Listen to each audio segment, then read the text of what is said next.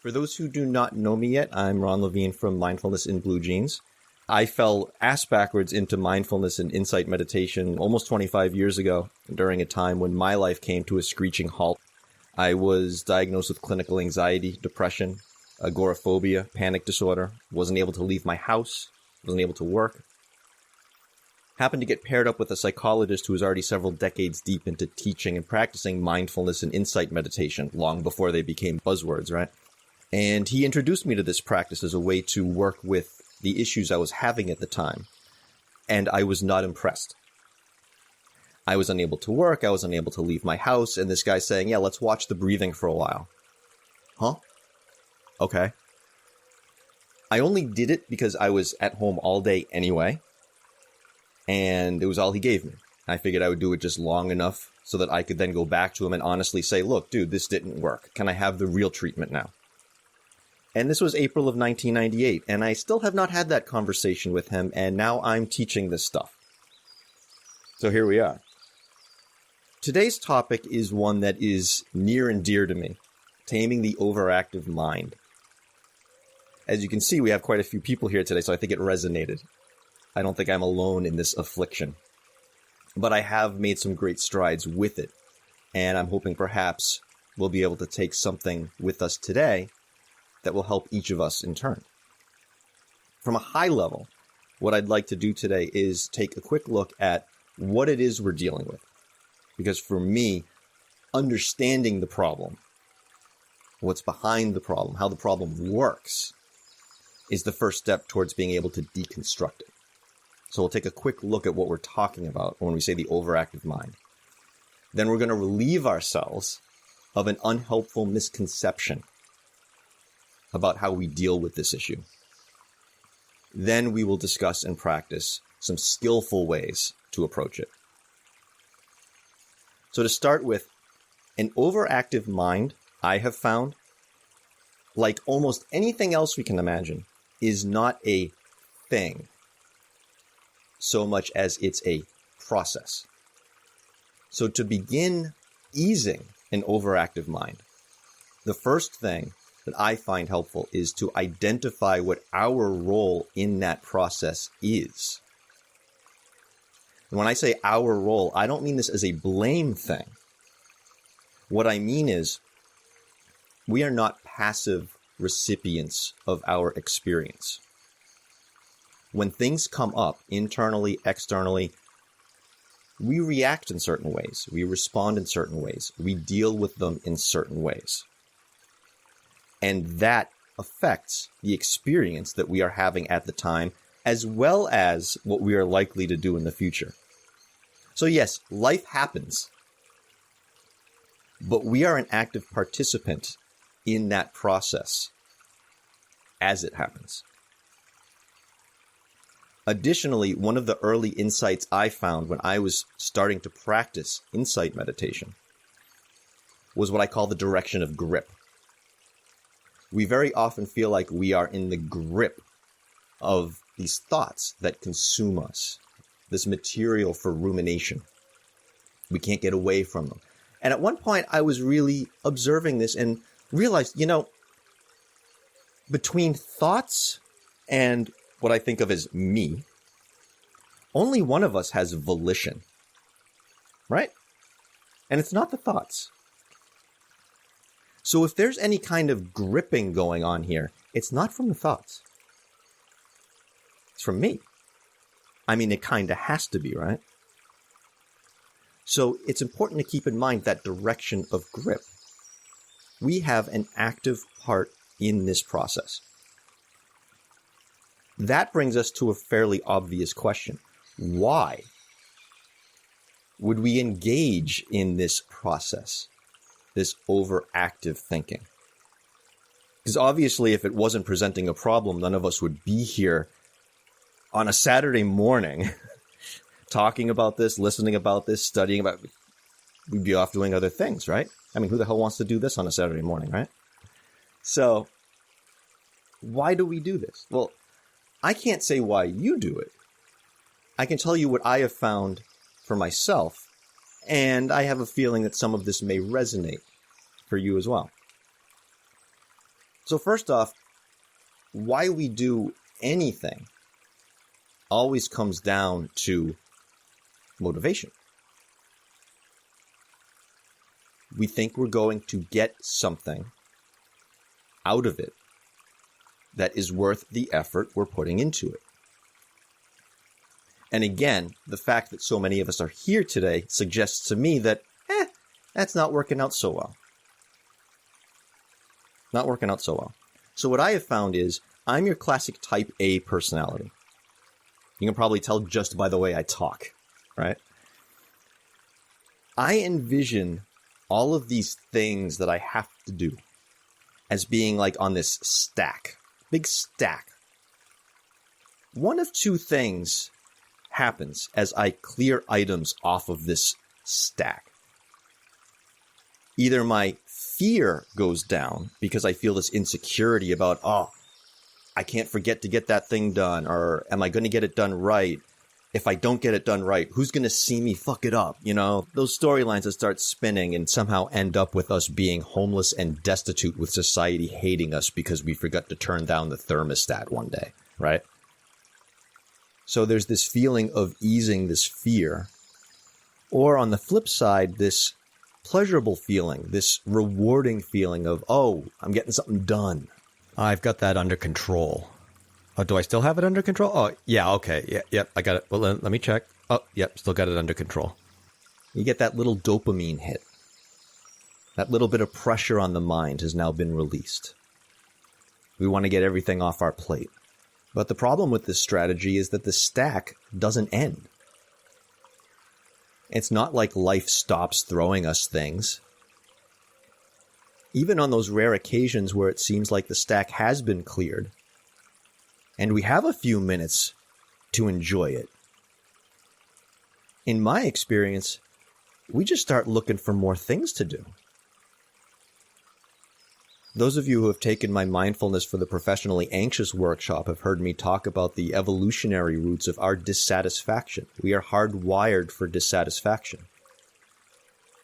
Our ancestors, who were the most concerned about threats, the ones who were most often looking for the saber-toothed tiger, the ones who were most anxious, were the ones who survived and passed that on.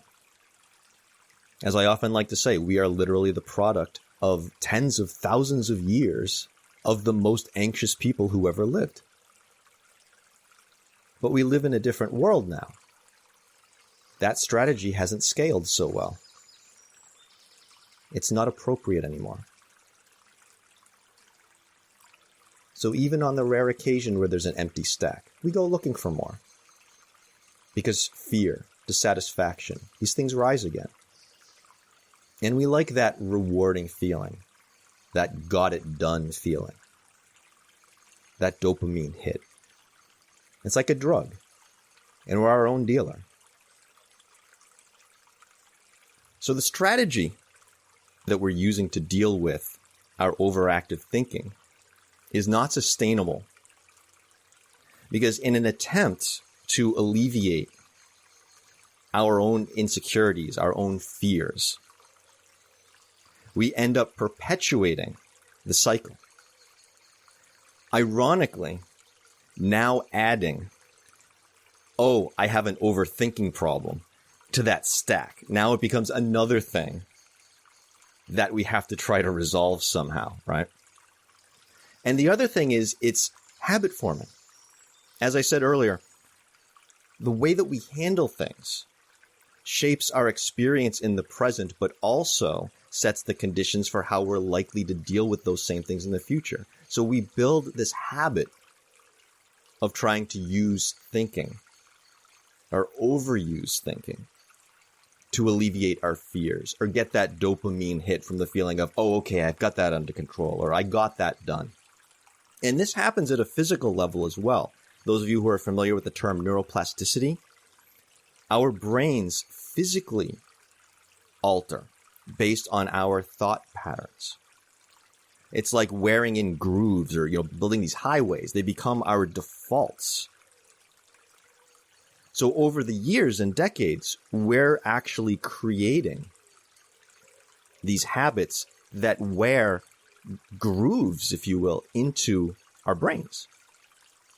So this is a mental habit forming that even takes place at a physical level.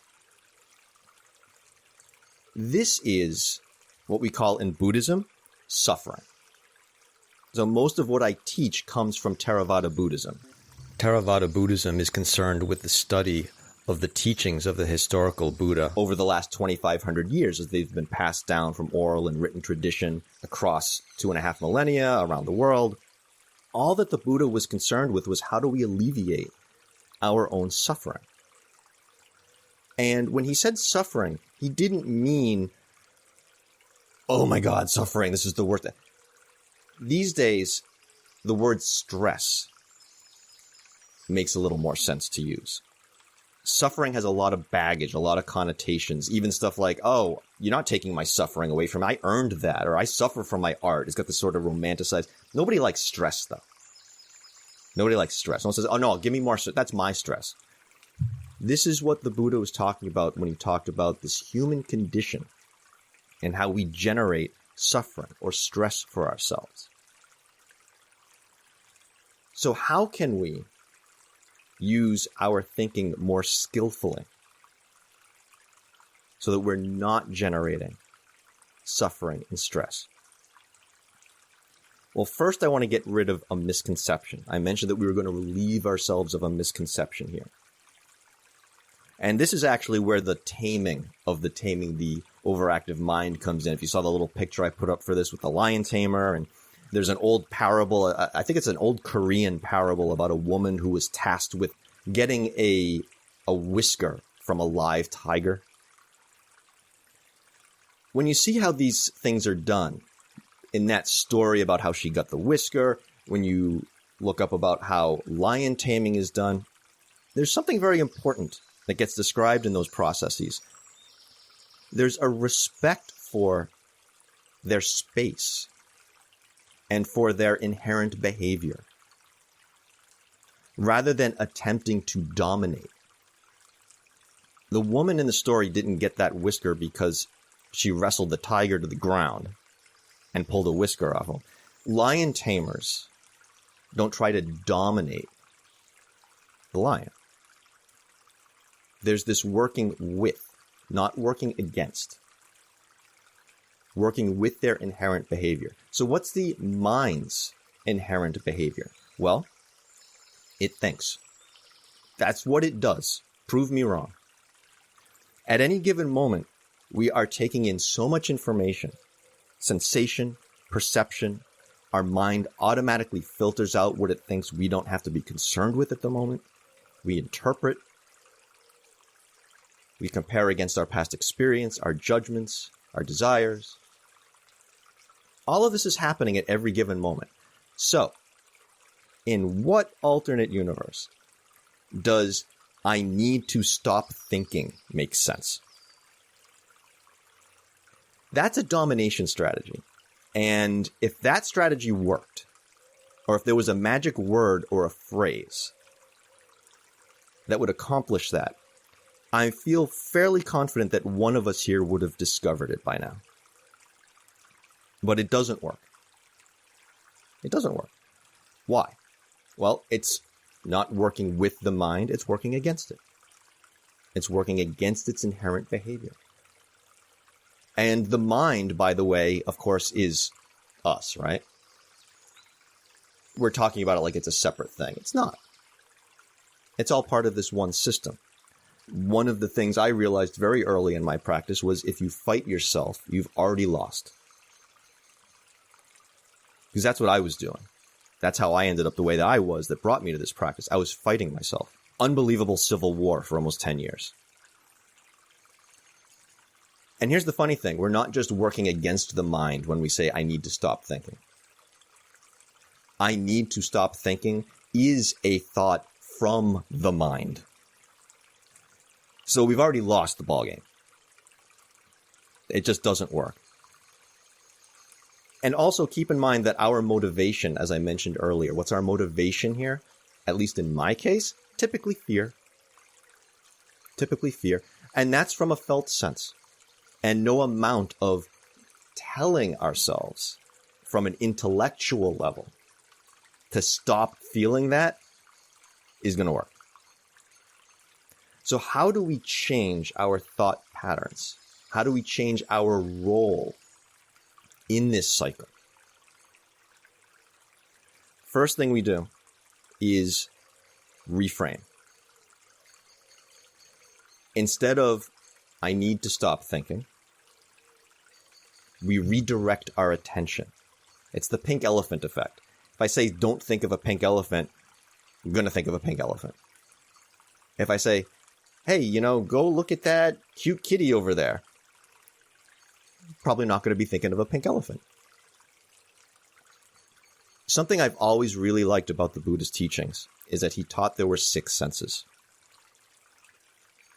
The 5 that we all know and love. And the 6th one was the mind. Thinking. It was included as a sense media, every bit the way that we think of sight, hearing, and so forth. What does this imply? Well, it implies that, like the things that we can see and hear and taste, we can observe these thought processes. We can observe our perception. We can observe our interpretation. We can observe our reaction. Take some practice. We can observe our reaction. We can observe our responses. We can see what the mind actually does. As one of my early teachers likes to say, see how you're actually living. How are you actually living? Well, here we can see what the mind is actually doing. And as we continue to see the process of our motivation play out, of trying to clear the stack, trying to relieve ourselves of this pressure on the mind, like, oh, what about this? What about this? What about this?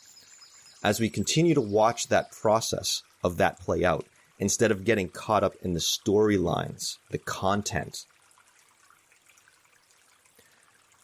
just that light of attention that we shine on the process is enough to begin making changes all by itself. And it makes changes on a couple of levels. First, it begins to make changes to the storylines themselves. Because we can't observe the storylines and be writing them at the same time. And we're writing them. Just like that direction of grip. We're gripping those thoughts. We're writing these storylines. I mean, who else is doing it? I'm not writing yours. You're not writing mine.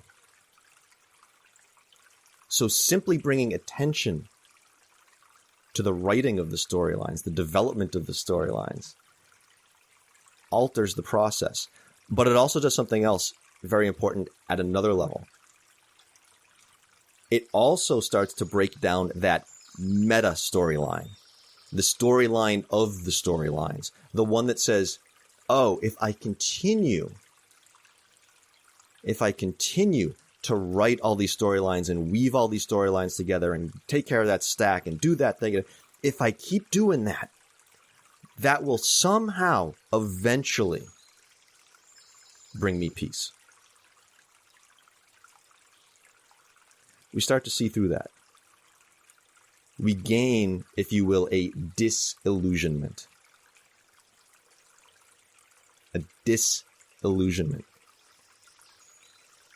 Say, oh, you know what? How's that really working for me? What we begin to do in this process is we start shaping our neuroplasticity rather than being shaped by it. In the Buddhist world, this is karma.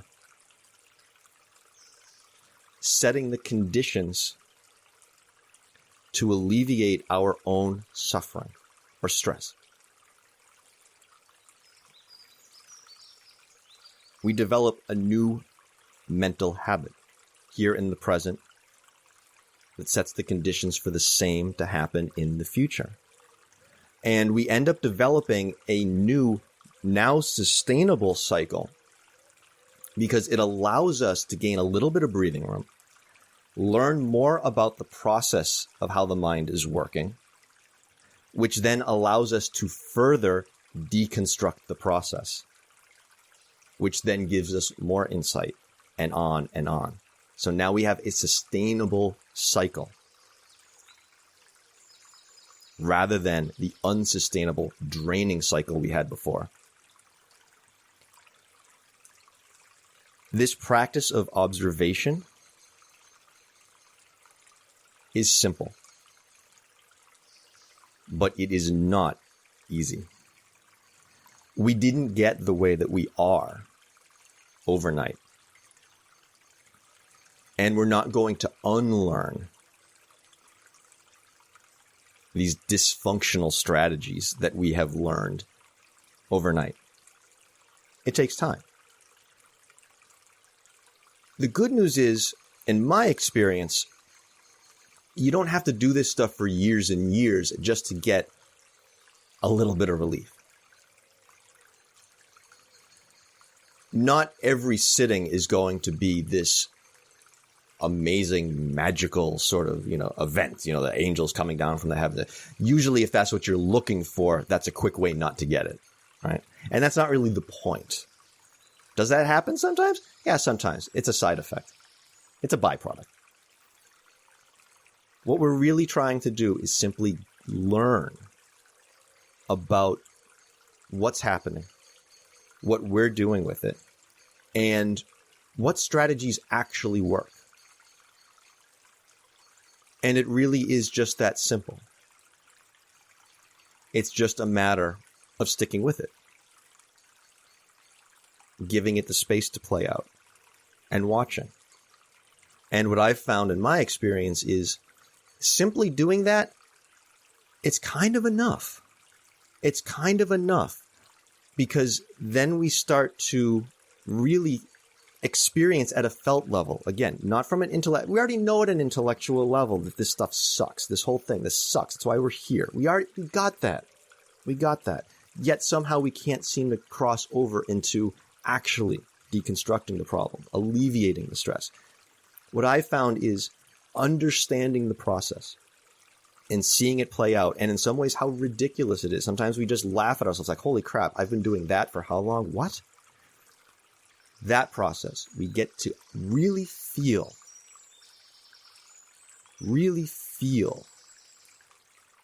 what we've been doing, what the effects are. And at that point, in my experience, I don't really have to put out a whole lot of effort to stop doing it. I mean, it just kind of happens. It just kind of happens. So let's practice for a bit and get this process started. I'd like you to imagine that you are suspended from the ceiling by a string attached to the top of your head. It's a nice cue to sit up straight without adding any extra tension. And if you are feeling any tension right now, that's completely fine. That is completely fine. The same way that we are going to practice bringing the light of attention onto the processes of the mind, we can do the same with the body. And in fact, we will practice that just a bit in a moment. For now, it's enough to say that if one of the processes happening in the body is tension, then we can do with it what I was just mentioning a moment ago. Not fight against it. Notice it and see what it's actually like. And if you're not feeling any tension, well, that's just great too.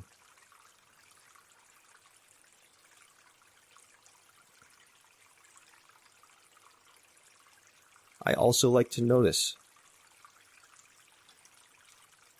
what is in contact with the floor, the chair, whatever's holding you up right now. So there's a sense of grounding. Something is supporting us.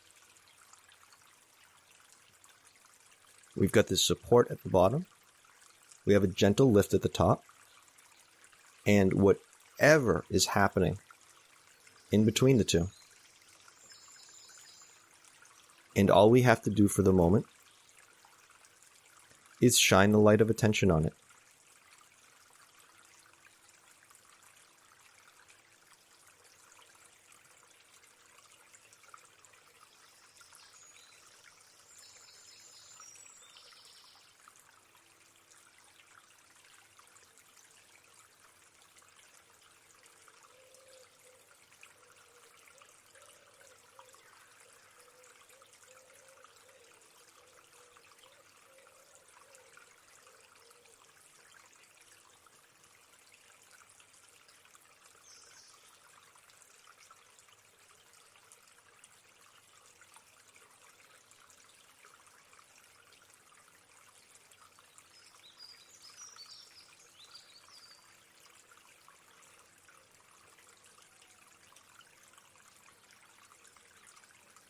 and we can begin to bring our attention to our breathing. And again, just like with any tension in the body,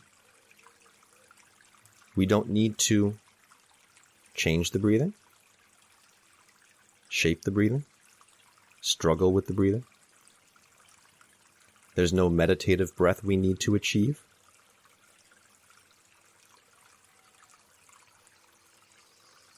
Our meditative breath right now is simply the one that is happening as we are watching.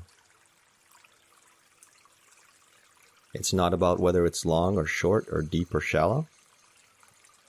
It's simply noticing it as it is right now. Our job is simply to shine that light of attention on it and see how it is.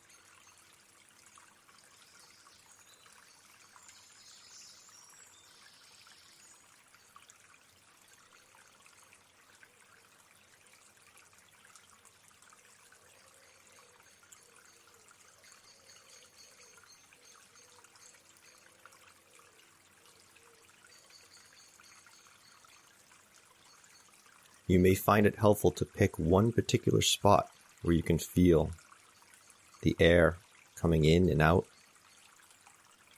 or passing over.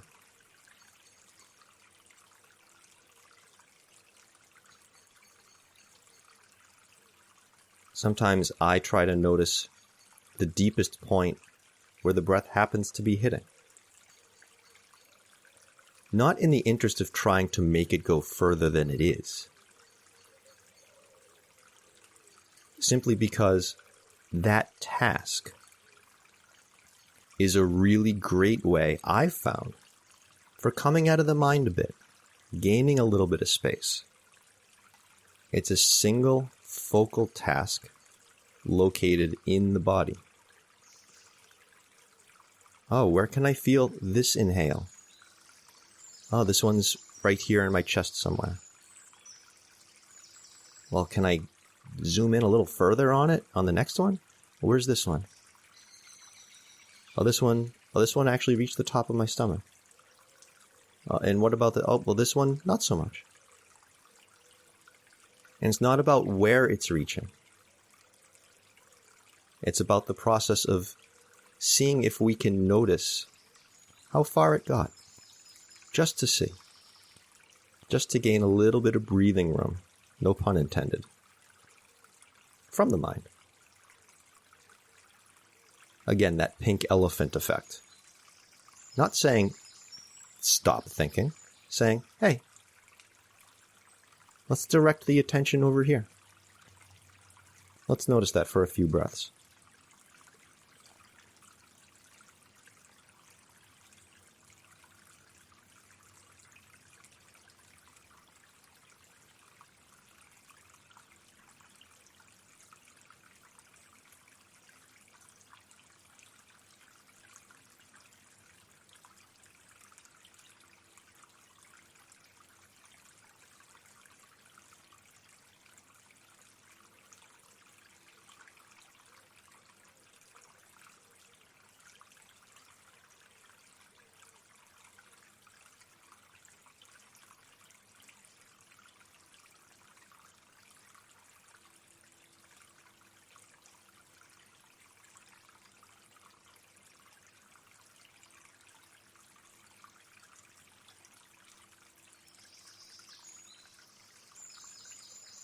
One nice side effect of noticing the breathing, working with the breathing like this, observing tension that might be present in the body, Again, by simply working with these things, giving them space, noticing their inherent behavior, working with them instead of against them. That sets the foundation, sets the conditions for the body to relax a bit. Maybe sooner, maybe later. But that in itself also has an effect on the mind. It's difficult to have a calm mind and an agitated body, and vice versa. That's another cycle. I think we've all found that trying to tame the overactive mind through thinking isn't very fruitful. But when we come to the body part of the cycle, I've found that to be much more useful.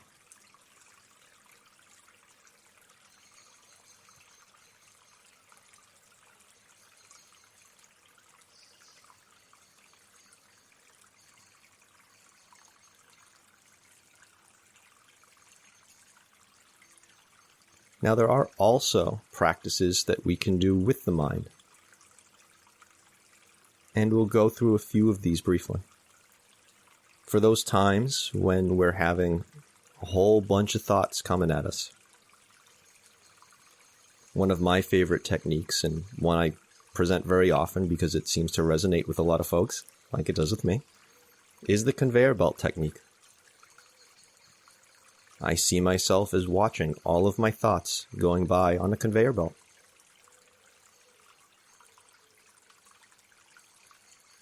And I know I want to grab some of them. Remember that direction of grip. I want to grab some of those thoughts.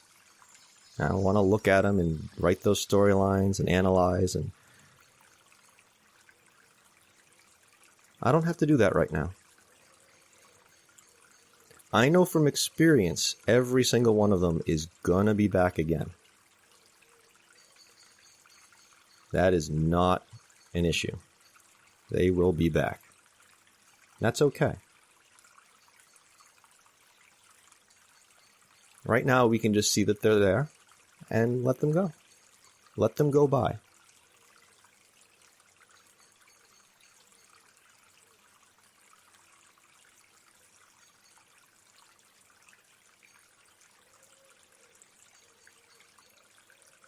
And if we notice how badly we want to pick one up, how much one of them is calling to us, well, that's really just a thought on the conveyor belt too, isn't it?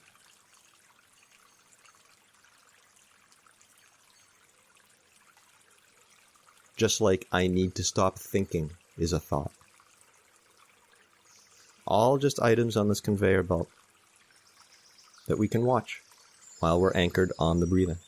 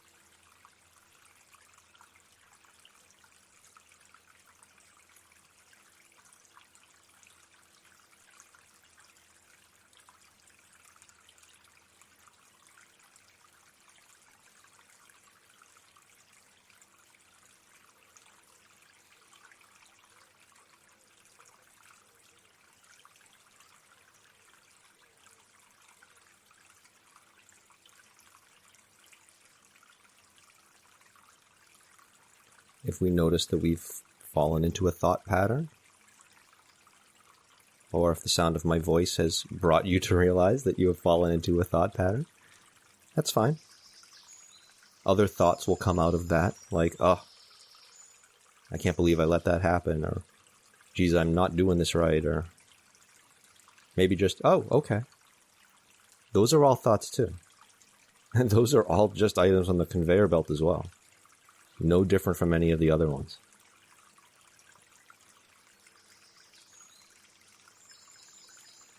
You're welcome to continue with the conveyor belt technique. I'll offer another.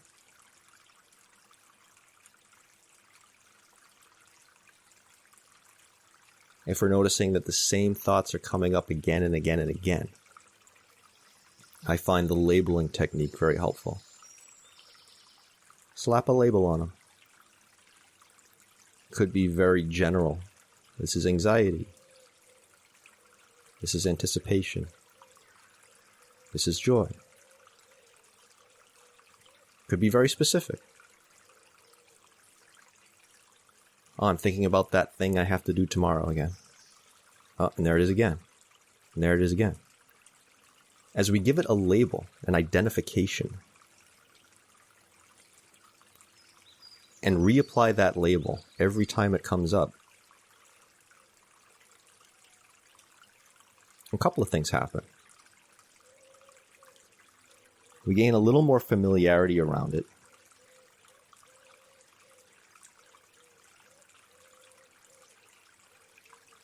And we also begin to see just how often, really see just how often it comes up.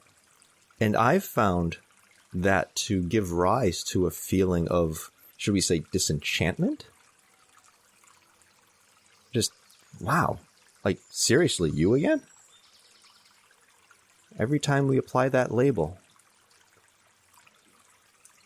we see how much mental real estate is being consumed here, and gain a little more familiarity with it. And in my experience, that sets the stage for us to begin to see a little more of what's behind it. Like in my case, seeing the fear playing out behind clearing that stack. That's where the real shifts start to take place, when we develop that clear insight that shows us where the stuff's really coming from.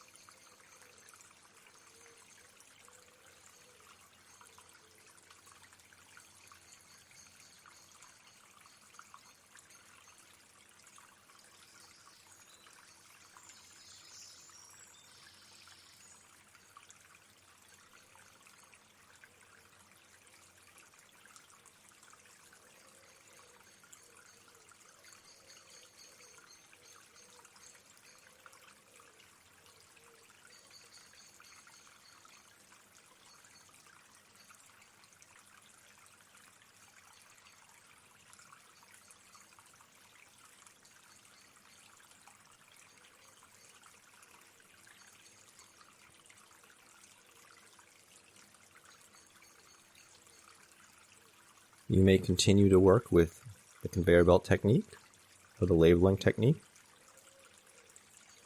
Another one that I use often when I'm not just having a lot of thoughts happening, but a lot of high energy thoughts, particularly if there's a lot of anxiety happening and the body is very keyed up.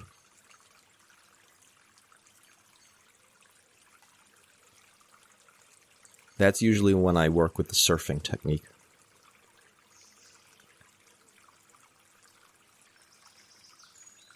I imagine that the swirl of these energetic thoughts is like being in whitewater rapids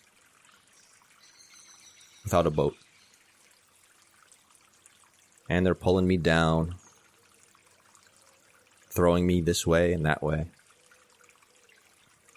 And I'm struggling against them. Again, working against them. And it's not working. Just like it doesn't in any of the other scenarios I've mentioned. But when I start to work with it, move with the energy, well, then the waves start to lift me up, start to carry me. I can actually start to ride them. I may not be in control of where they're taking me at the moment, but at least I'm not drowning. Not struggling, not drowning, not generating my own suffering, stress. And at some point, I get comfortable enough, I get skilled enough with riding the energy that I can actually jump off onto a riverbank. And from there, might even be able to climb up to a ledge and look down at the rapids that I'd been drowning in earlier. And it's not that they're gone. They're still there. They're still loud. They're still rushing, still energetic. But I've gained a little distance. And that all started from working with the energy, feeling the energy as it is, learning about it, saying, what is this actually like, while anchoring on the breathing.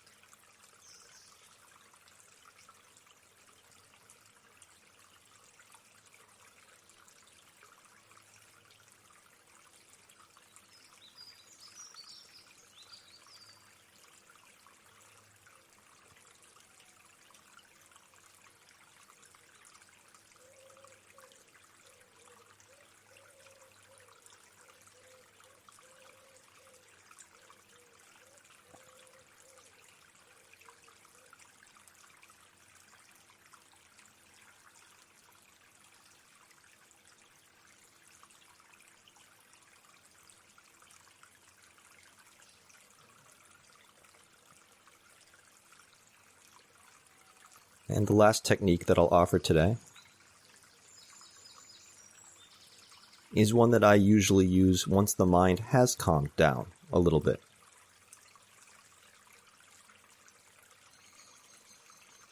I call this one the movie theater technique. If you imagine you're sitting in a movie theater, the movie hasn't started yet, just a big blank screen. But you know eventually something's going to show up on that screen. You just observe that screen.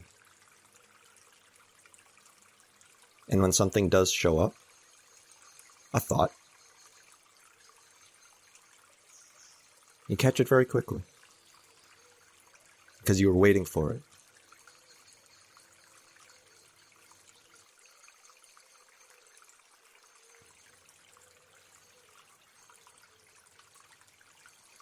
And as soon as you do spot it, you notice.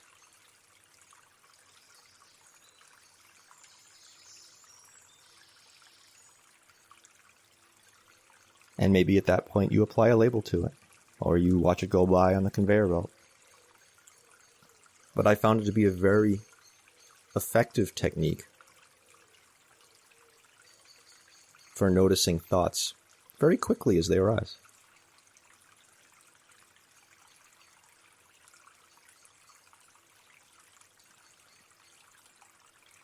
Including the thought of, oh gee, I shouldn't be having any thoughts. including the thought of, oh, I lost the breathing. I can't believe I did that. I'm terrible at this.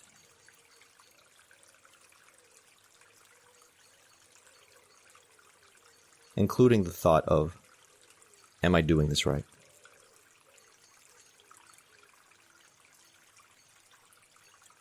Including the thought of, my practice should be like this, should be like that. All thoughts, all storylines, all okay. All okay. As long as we don't make a problem out of them. As long as we simply notice them as the thoughts that they are. Continue to learn through observation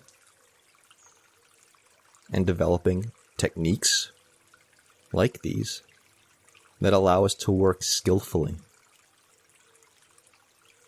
Work skillfully. With a mind that thinks.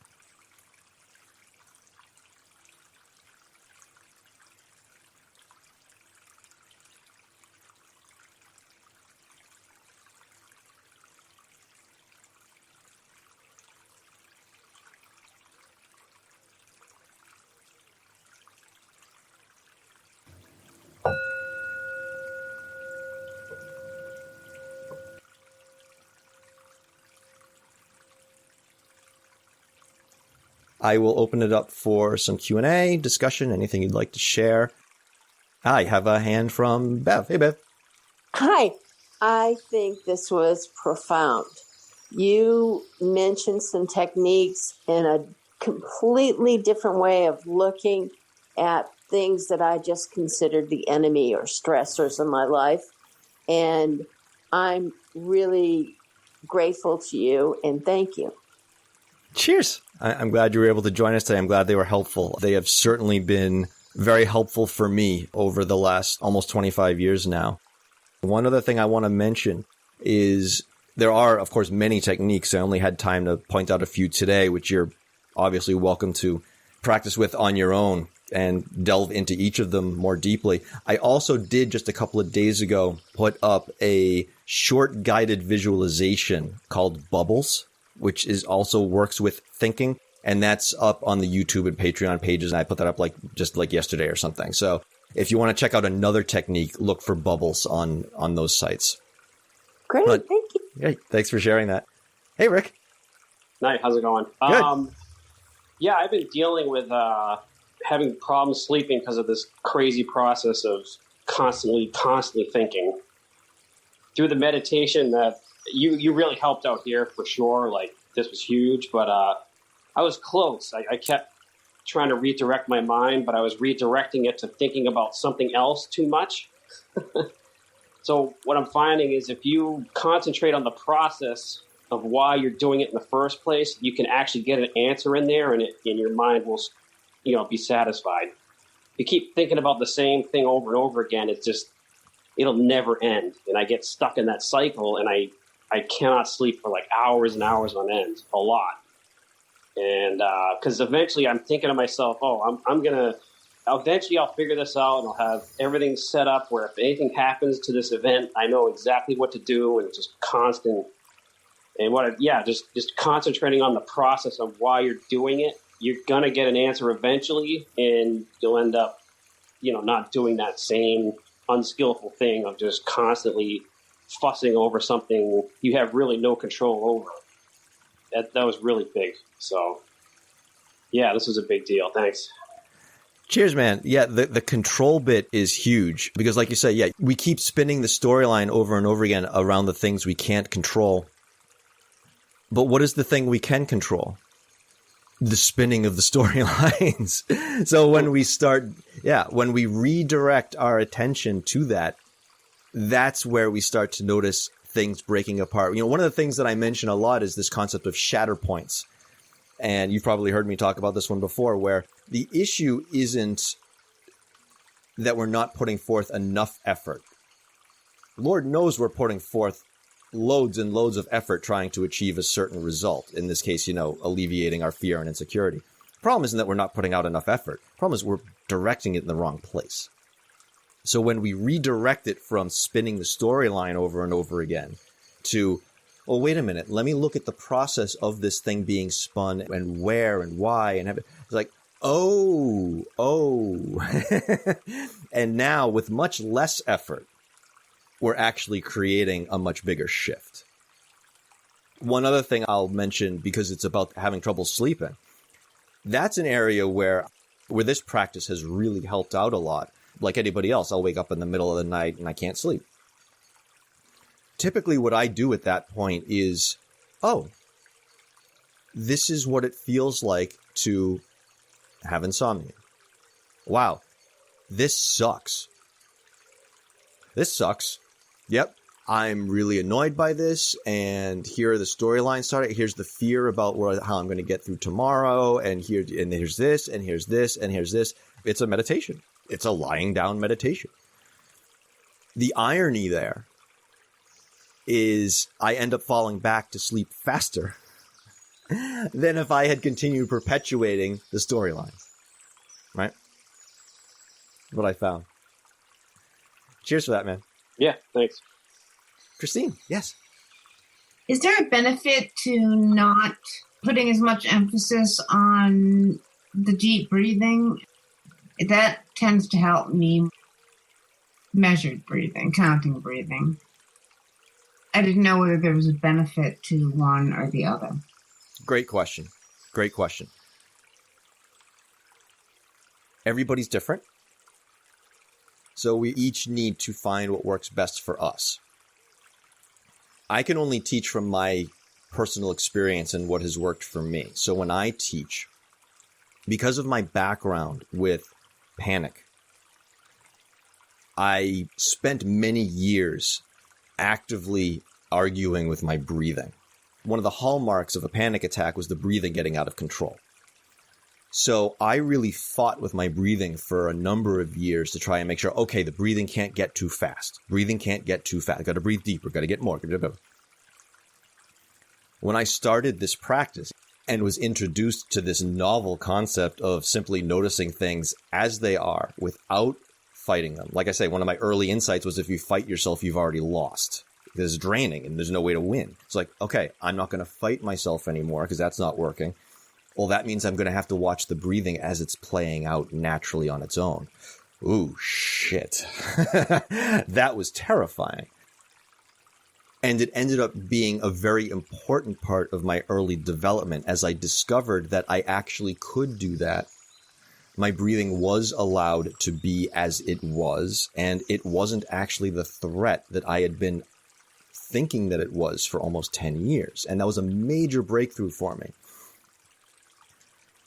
So when I teach, I don't emphasize shaping the breathing. There are types that do that. And I practice yoga where we do deliberately shape very deep breathing. In my meditation practice, I don't. Partially because of my background and partially because I find that many people resonate with what I discovered with this form of practice, which is it's a goddamn relief to be able to just watch things as they're arising and learn about them and observe them without having to interfere. Oh, I have to do this and I have to do this. No, you don't have to really do anything but pay some attention. Can we just start with that? With that said, if you find that deep, measured breathing works better for you, do that. Do that. And that doesn't mean that you can't incorporate some of the other parts of what I'm teaching and simply shape that. It's just like in a yoga class where we all make modifications because we all have different bodies. The Buddha himself said, don't take my word for anything. I'm teaching this. This is what worked for me. Give it a shot. See if it works for you. And if you think it's stupid, why the hell are you listening to me? Same thing here. We all have to figure out what works best for us. And if you find that some of my techniques help you and others don't resonate, take the best, leave the rest. No, thank you. Yeah. I had the anxiety, struggling with breathing too. It took me a long, even in yoga, and I've been doing that for years. I had a hard time getting the breath thing. You're right. But then once I got it, so now I just think I need to also work on the thought, like visualizing the thoughts. The concept is not connecting with me yet, but hopefully it will. Give it some time. That's one of the challenges of a session like this is, we only have so much time and I'm throwing several techniques. The idea isn't that every one of these techniques is necessarily going to resonate with everybody or that everybody's going to see like, oh, wow, they all really worked. No, that's not. This is a very high level introduction. Very high level introduction. Here's some things to try. Here's some things to take into a daily practice if you have one, or maybe build a practice around. Or if you want to drop me a line, you have more questions. It's like, oh, wait, can you tell me a little bit about it? This is a starting point. The starting point. Great. Thank you. Yes. Thank you. Yes. Brooke. Yes. Hi. Hi.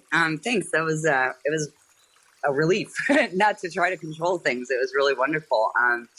Just going through a lot of stuff with my dad was just diagnosed with malignant cancer, and I'm sorry. Getting ready to take him into hospice. And I'm a teacher, and it's been a heck of a year. And wow, I found it was interesting. Have you ever found when you were starting your practice, I went through a range of emotions. I was laughing, and then tears started coming down my face, through that whole process. It was really interesting. And I was just wondering if that's ever happened to you as you were doing that kind of meditation, letting those thoughts go by. Absolutely. Especially when first starting or when things first start to move, because for most of us, there's so much shit that we've kept covered up for so long. That's why I keep using the phrase, the light of attention. There are a couple of reasons that I use that phrase. And one is because we are finally shining a light on these things that have been kept in the dark. And again, we're not passive recipients of our experience. They're not just being kept in the dark. We're keeping them in the dark. And now we are making a change and shining a light on them. But there's another reason why the light shining is something that I mentioned. And this comes out of some of the Buddhist teachings. And some of you may have heard this one before about walking into a dark room that's full of snakes. And then you shine a light and you see they're just ropes. So we're not just shining a light so that they're exposed to light. We're shining a light so that we're able to see clearly. And oh, you know what? Like me with the breathing. Oh, I guess maybe that wasn't such a threat after all. The problem, the problem wasn't the thing. The problem was what I thought the thing was going to do to me. That was the bigger problem. That's the suffering. And it's really interesting coming out of what Christine and I were just talking about. We were talking about yoga. There have been now, this has not happened to me. I've been doing yoga for 12, 13 years. This hasn't happened to me. And part of the reason I chalk up that it hasn't is because I'd been practicing the mindfulness and insight meditation for 12 or 13 years before that. But there are lots of stories of people who have gotten on the yoga mat, gotten into just the right pose at just the right time, that opened up just the right thing, that tears started flowing. Because the mind and body are really one thing. Anything that gets stored in the mind is stored somewhere in the body at some level as well. And people will end up in just the right pose that opens up just the right physical place, the location where some of that was stored, and here come the waterworks. So yeah, when we start making these shifts at a mental or physical level, particularly early on, you start making some space for things to come out. Oh, they're going to come out. Yeah. And one other question I had is if you had any books that you would recommend that going to go with your practice? Sure. It was the first one I ever read. Breath by Breath by Larry Rosenberg. He's the founder of the Cambridge Insight Meditation Center. And this book had actually just come out when I had started practicing. And my funny story about this book is when I started learning this stuff from the psychologist who got me started, he never mentioned Buddhism. Mm-hmm. So I was practicing this stuff for, I think over a year. At one point, he was like, oh, you should pick up this book sometime. Oh, okay. I go pick up the book. It was brand new at the time. And Larry's in there talking about, oh, the Buddha this and the Buddha that. And I'm just like, why does this guy keep talking about the Buddha? So I get on Google and I look up Buddhism. And my wife, who was my girlfriend at the time, she comes, looks over my shoulder at the monitor and she's like, Buddhism. She's like, who's a Buddhist? And I look up at her. I say, I think I am. I had no idea. But yeah, so these are teachings from the Buddha that I've been doing for the last year. Okay, well. And a lot of the things Larry was talking about in the book is like, you might notice this and you might notice that. And I was like, oh, holy crap. I've been doing this correctly. Holy shit. So I was like, oh, I guess the Buddha knew what he was talking about then. And, here we are. Fantastic book. It's very mundane, very, very practical, day to day. It's just the real shit. And 25 almost years on, it's still, if not still my number one, it's in my top 3. Definitely. Wonderful. Yeah. Well, thank you so much for what you're offering to us. I really appreciate it. Cheers. Thank you for joining us. Thank you.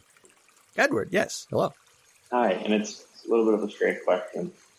A trick question? That's my favorite kind. No, a strange question. Oh, a strange question. That's my second favorite kind. Yeah. So you mentioned, the genesis for you for all of this was being in a really bad place a while ago. I'm obviously seeing you now, it looks like the complete opposite. I guess the question is, this isn't how you are all the time, obviously. How far back down do you go? Or, you know what I mean? Like I think you know what I mean. I know what you mean. Yeah, okay. Yeah. And if it's too personal, obviously it's personal. Oh, no. I think most people on here are probably gathered by now that my biggest problem is I'll just keep sharing and sharing and sharing. No, nothing's off the table. Nothing's off the table, which in itself is kind of amazing for me because so many years, like everything was kept very secret. So it feels so good not to have it that way. That sharing is just, it feels amazing, and it feels amazing to have others share. So I'm happy to answer it. My biggest challenge is not going on for 3 hours about it. How far back down do I go? If you want to say that, if I was at my lowest point, I hit rock bottom and I was a 1, and, let's say that me right now, for the sake of let's just say I'm at a 10 right now. Yeah.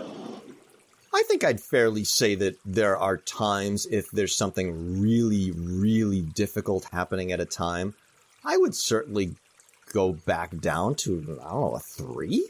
Sure. Mm-hmm. Let me put it this way. This is something that actually happened. This is probably the best way to answer the question. So I started practicing in 1998. In 2009, I started to have a really bizarre ailment that to this day, I do not know what it was. But it started in the spring of 2009, lasted for a year and a half. I started to experience a lot of the physical sensations that I had experienced during the days that I was in the throes of the anxiety and the depression and the panic. So my body was in a state where I was experiencing extreme exhaustion and relentless adrenaline rushes at the same time. So my body was completely keyed up, like I was on the edge of panic at any given moment, and completely and thoroughly depleted. My stomach was in knots. As best that I can tell in retrospect, it really was just something physically based. But the physical experience was so disturbing, both from the fact that it was happening as well as from the memories of 11 years earlier, that it naturally triggered all the anxieties again. And this would happen on and off. A few days on, a few days off, a few days on, a few days off. And for months and months, what ended up being, like I say, about a year and a half. To this day, I do not know what happened. But it had no discernible external impact on my life.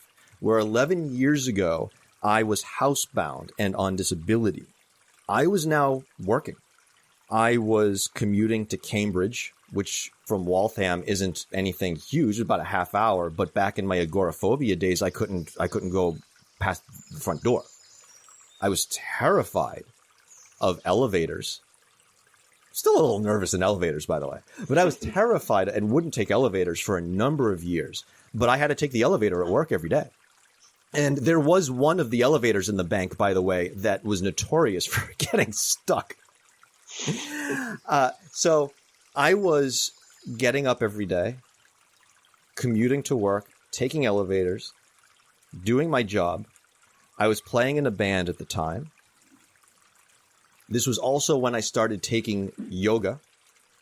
It was actually one of the strategies that I started using to try to deal with all this extra physical energy that I was experiencing from the adrenaline. So that's how my yoga career got started. So I was in a really bad way for a lengthy period of time for no discernible reason. Seeing doctors, I mean, the whole thing, they couldn't find a goddamn thing. It was frustrating. It was scary. You don't know how long it's going to last, long term or short term. But on the occasions when I discussed it with people as it was happening, they were shocked. They're like, what do you mean what are you talking about? Like, you seem fine. I'm like, thanks. Seriously, thank you. All a long way of saying, I was feeling pretty much the way I had been feeling in the days when my life had stopped. But my life did not stop. I was experiencing a lot of pain, but I was not adding stress and suffering on top of it. Because by this time, I had learned how to work with it. There's a quote that I mention a lot, which is, this practice will not cure you of your neuroses. It will make you a connoisseur of them. You're still going to have difficult times because that's life. What changes is how we deal with it. So it doesn't really matter if I go back down to a 3. Because even if that 3 is the same 3 that it was 25 years ago, I'm not the same guy. I'm not the same guy. So I'm going to handle that 3 much differently. Much differently. That's what matters. That's the part I can control. Does that help? Yeah, so you might experience a similar thing, but it doesn't ruin your life. Exactly. And it maybe doesn't last as long. Yeah, because I'm not perpetuating it. Yeah. I'm not perpetuating it. I'm able to say, oh, okay, this is here. What's it like? Because in a twisted way, there's a real golden opportunity there. What we're doing on a yoga mat, what we're doing in a practice like this is we're practicing, but not for the sake of getting good at sitting on a cushion or getting into some pose on a yoga mat. We're practicing for the shit that happens off the cushion, off the yoga mat. So that when the shit does hit the fan, those are the only genuine opportunities we have to work with that stuff, is when it's really happening. We can simulate the stuff. We can simulate stress on a yoga mat. We can only actually work with the stuff when it's actually happening.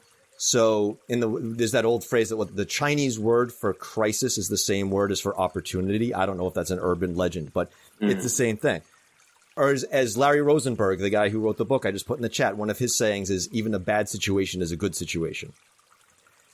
When nasty shit comes up, okay, yeah, it sucks. Not saying it doesn't suck. But there's an opportunity to say, okay, while this thing is here and sucking, I've got a chance to work with it. A chance I won't have any other time. So let's see what it's got. And ironically, that's what gives it the space to move and usually end up dissipating faster. And again, this comes back to karma. we're setting the conditions for how we're dealing with something skillfully now so that we deal with it skillfully later. That makes sense. Thanks. Thank you. Cheers. Okay. Because of, again, the way I like to share, we've gone a couple of minutes over.